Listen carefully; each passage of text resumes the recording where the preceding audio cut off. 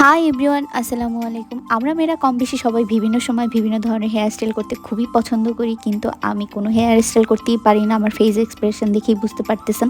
বিশেষ করে curly hair style আমার পার্সোনালি খুবই পছন্দ। তাই আলাদিনের চেরাগের মতো হাতে একটি জাদুর বক্স পেয়ে গেলাম, আর এই জাদুর বক্সের রিভিউ শেয়ার করব আজকে আপনাদের সাথে।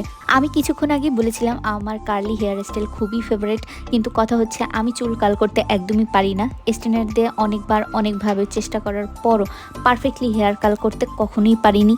তাই আজকে চলুন দেখি এই ওয়্যারলেস অটো হেয়ার কালারটি দিয়ে আমি কেমন হেয়ার কাল করতে পারি। অ্যাট ফার্স্ট আনবক্সিং করে দেখি কি কি আছে এটার ভিতরে। এর ভেতরে আপনি পেয়ে যাবেন একটি চার্জার কেবল, দুটো ক্লিপ, চিউনি। এছাড়া সাথে থাকবে ইনস্ট্রাকশন বুক, যার মাধ্যমে আপনি সহজেই বুঝতে পারবেন কিভাবে ইউজ করতে হবে।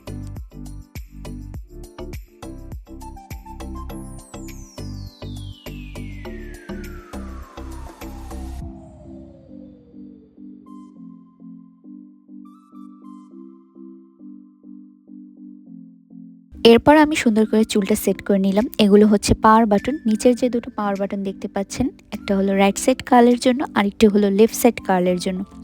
আর উপরের যে বাটনটি দেখতে পাচ্ছেন ওইটা হলো অন অফের জন্য। আর হ্যাঁ, কার্ল হওয়ার পর অবশ্যই একটা সিগন্যাল সাউন্ড দিবে, তখন বুঝতে পারবেন যে আপনার কার্লটি হয়ে গেছে। এছাড়া যখন হেয়ার কালারটি ইউজ করবেন তার আগে অবশ্যই 7 থেকে 8 ঘন্টা চার্জে দিয়ে নেবেন, কারণ ইউজ করার সময় চার্জ বেশিক্ষণ থাকে না। এখন আমি যদি আমার পার্সোনাল ওপিনিয়ন শেয়ার করি, তাহলে বলবো আমরা যারা স্ট্রেটনার দিয়ে হেয়ার কার্লটাকে হ্যাসেল মনে করি তাদের জন্য খুব ভালো একটি প্রোডাক্ট।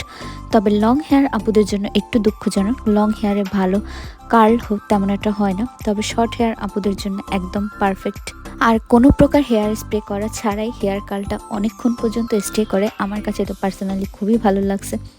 তাই আজকের মতো এখানেই শেষ করছি। Thanks for watching. Tata, bye bye, see you soon.